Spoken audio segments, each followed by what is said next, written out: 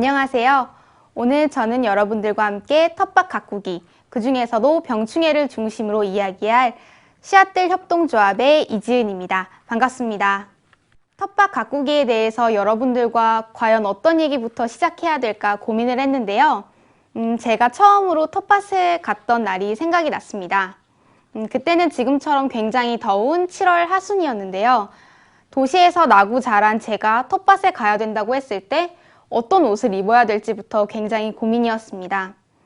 더운 여름날이니까 일을 잘하려면 굉장히 짧은 바지에 민소매 티셔츠를 입고 가야겠다고 생각이 나서 그렇게 입고 밭에 갔다가 텃밭에 계신 선생님들한테 굉장히 혼이 났습니다.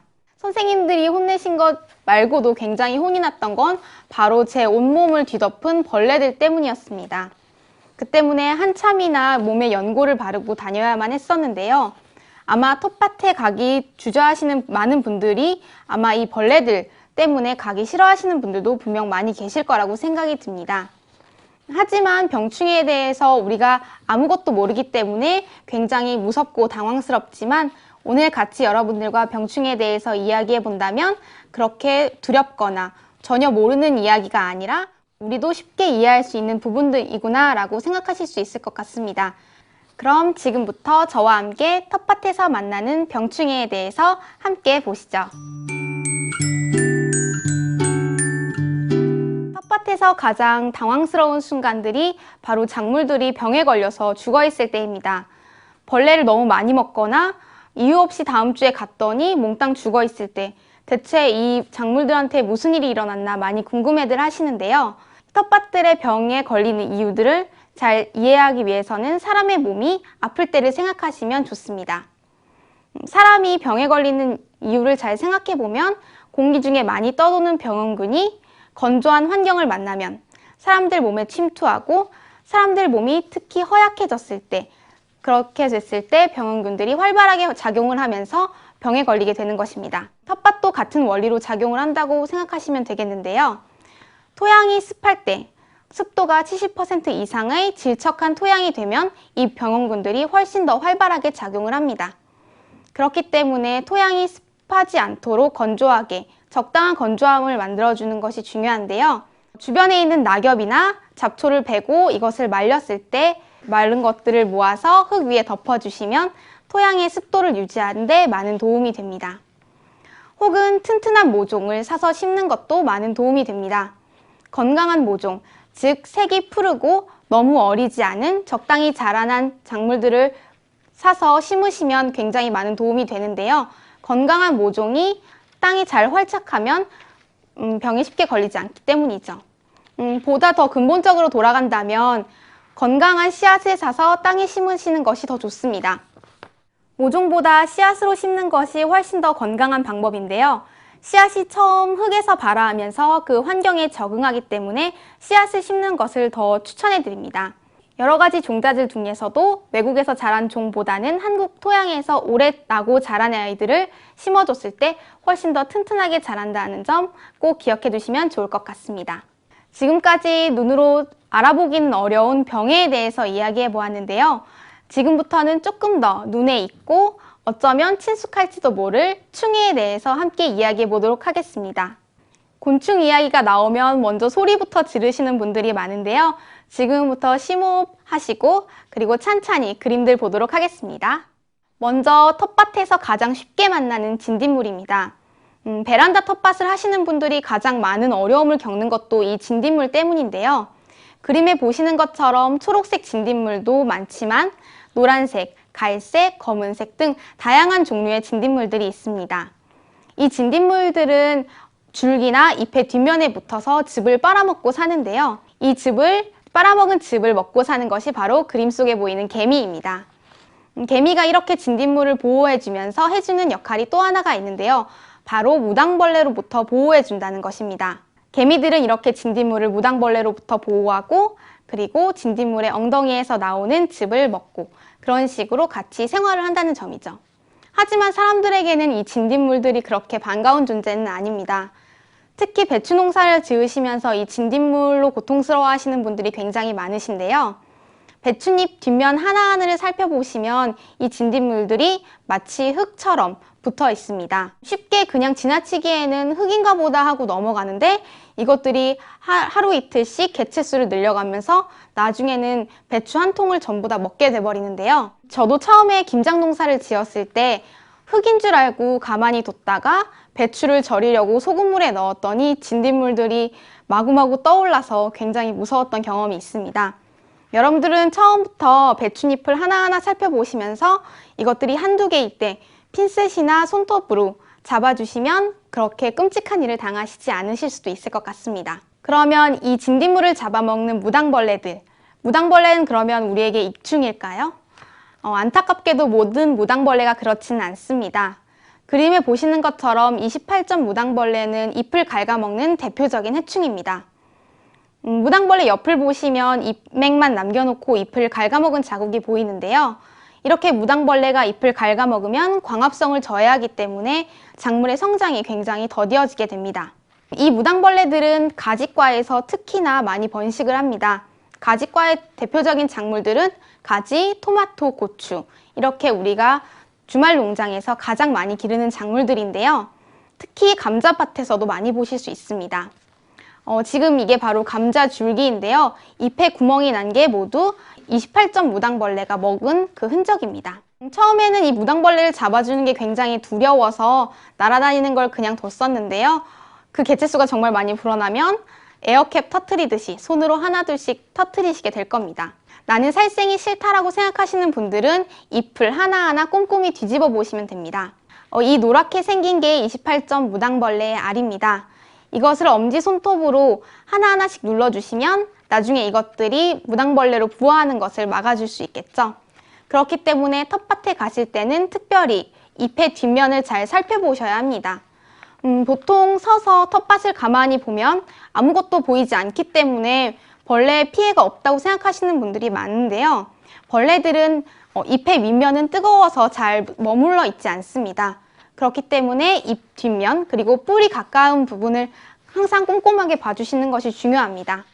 그리고 거세미 나방 애벌레입니다. 나방류나 나비류의 애벌레들이 굉장히 먹성이 좋은데요. 이 거세미 나방의 이름이 붙은 이유는 바로 이렇게 배추 잎을 목부터 하나씩 따기 때문입니다. 그래서 배추 모종을 심고 나서 다음날 밭에 가보면 모종들이 많이 사라진 모습을 볼 수 있습니다. 이 가장 주요한 원인이 바로 거세미 나방 애벌레 때문입니다. 이 애벌레들은 흙색과 굉장히 몸 색깔이 비슷해서 발견하기가 어려우신데요. 텃밭에서 모종을 심으실 때 흙을 자세히 관찰하셔서 잡아주시는 것이 중요합니다. 그리고 이것은 숲이나 텃밭에서 흔하게 보는 노린재입니다. 노린재는 그 냄새가 구리다고 해서 노린재라는 이름이 붙었는데요. 이 노린재들은 주둥이를 과일에 박아서 그 즙을 빨아먹습니다. 그렇기 때문에 이렇게 까만 자국이 남게 되는데요. 이런 자국이 남으면 노린재가 즙을 먹었구나, 이 근처에는 노린재가 많구나 라고 생각하실 수 있습니다. 그 다음은 배추잎나비 애벌레입니다. 이 나방이나 나비 종류의 애벌레들이 먹성이 굉장히 좋다고 말씀드렸는데요. 배추잎나비 애벌레는 특히 달달한 잎을 좋아합니다. 그렇기 때문에 케일, 양배추, 배추와 같은 작물들에 굉장히 많이 서식을 하고 있고요.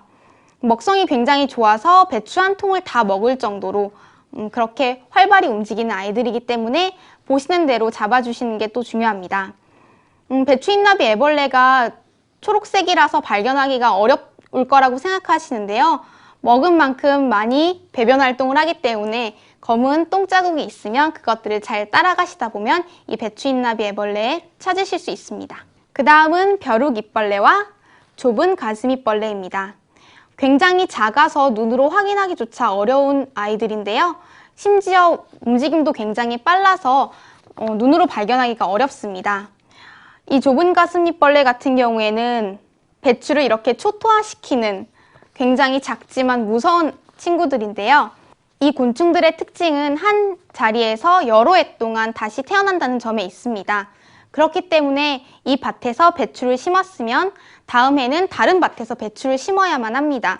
그렇지 않고 한 자리에서 똑같은 작물을 계속 심으면 같은 벌레에 피해를 입게 될 뿐만이 아니라 같은 바이러스에 쉽게 노출이 되기도 하고, 그리고 늘 같은 양분만 빨아먹기 때문에 한 곳에서 계속 같은 작물을 짓는 것은 병충해에 굉장히 취약해질 수밖에 없는 조건이라고 얘기할 수 있겠습니다. 그렇다면 벌레를 손으로 일일이 잡아주는 것밖에는 방법이 없을까요? 그렇지 않습니다. 이렇게 그림에 보시는 것처럼 한랭사를 씌워주는 물리적인 방제 방법도 있습니다. 집에 있는 모기장이 생각나지 않으신가요? 모기장과 똑같은 역할을 한다고 보실 수 있겠습니다. 나비나 나방이 날아와서 알을 부화하는 것들을 막아주기도 하고요. 애벌레가 직접 찾아오는 것을 물리적으로 막아주는 역할을 합니다. 둥근 터널식으로 지주를 세우신 다음에 촘촘한 항랭사를 구입하셔서 그 위에 덮어주시는 것만으로도 배추벌레들을 많이 막아주시는 데 큰 역할을 합니다. 그럼 이 방법 말고도 천연 방법으로 농약을 만들어서 뿌려주는 방법도 있습니다. 목초액은 시중에서 쉽게 구하실 수 있는 천연 농약 중에 하나인데요. 목초액은 나무를 태웠을 때 그 증기가 공기에서 만나면 액화되는 것들을 모은 것이 바로 목초액입니다. 목초액은 나무를 태운 것이기 때문에 향기가 마치 한약과 비슷한데요. 이것을 물과 1000대1 혹은 100대1로 희석해서 스프레이통에 담으신 다음에 잎의 표면에다 직접 뿌려주시면 그 향기 때문에 바이러스나 벌레들이 접근하는 것을 막아줍니다. 하지만 이것을 너무 자주 살포하시면 잎이 질겨지는 단점도 있으니까요. 주기를 잘 살피시고 뿌려주시는 것이 중요합니다. 그 다음은 난황류입니다. 이것은 집에 있는 계란, 물, 식용유, 그리고 믹서기만 있으면 쉽게 만드실 수 있습니다. 이 재료들을 모두 믹서기에 넣고 갈아주신 다음에 똑같이 100대1 혹은 1000대1로 물과 희석해서 스프레이통에 담습니다. 그리고 잎의 앞뒷면을 골고루 이 난황류를 뿌려주시면 얇은 코팅막이 형성이 되는데요. 이렇게 형성된 코팅막이 바이러스나 진딧물같이 작은 벌레들이 흡집하는 것을 막아주는 역할을 하기 때문에 굉장히 큰 도움이 됩니다. 하지만 이건 역시 너무 많이 뿌려주시게 되면 세포 호흡을 막기도 하니까요. 이것은 일주일에 한 번 혹은 일주일에 2번 정도 희석 비율을 잘 맞춰주셔서 뿌려주시는 것이 중요합니다. 지금까지 밭에서 만나는 병충해에 대해서 이야기해봤는데요. 어떠신가요? 생각보다 더 어려우신가요? 아니면 쉬우신가요? 우리가 어떤 곤충을 해충과 익충으로 구분하는 것은 어쩌면 인간 중심적인 관점일지도 모르겠습니다. 해충과 익충의 가장 큰 이유를 살펴보면 그들의 먹이가 우리가 좋아하는 먹이와 똑같다는 것인데요.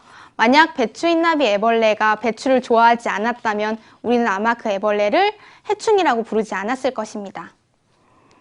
또 다른 이야기를 해보자면 우리가 슈퍼마켓에서 사 먹는 채소들이 벌레 하나 먹지 않은 깨끗한 상태라는 것을 보면 어쩐지 좀 이상하게 생각이 들지 않으신가요? 벌레조차 먹지 않은 그 채소들에게 과연 인간들은 어떤 짓을 했을까 의문이 들기도 합니다. 어떠한 텃밭에서 병충해가 너무 심각하다는 것은 그 생태계가 많이 파괴되었다는 것입니다. 그 텃밭을 다시 꼼꼼히 들여다보면 내가 너무 많은 영양분을 줘서 영양이 과잉된 건 아닌지, 내가 너무 욕심을 부려 한 작물만 키운 것은 아닌지, 이러한 인간의 욕심 때문에 무언가가 과잉이 되고 그 과잉 때문에 병충해가 오게 되는 것이죠. 우리가 만약에 이 생태계의 밸런스를 맞춰준다면 병충해는 그렇게 많이 생기지 않을 겁니다. 이 밸런스를 맞춰줄 줄 아는 현명한 농부가 되어야만 건강한 텃밭을 키울 수가 있습니다. 오늘 같이 공부한 내용들을 바탕으로 여러분들도 건강한 텃밭의 균형을 맞춰 나갈 수 있는 농부가 되시기를 바랍니다. 감사합니다.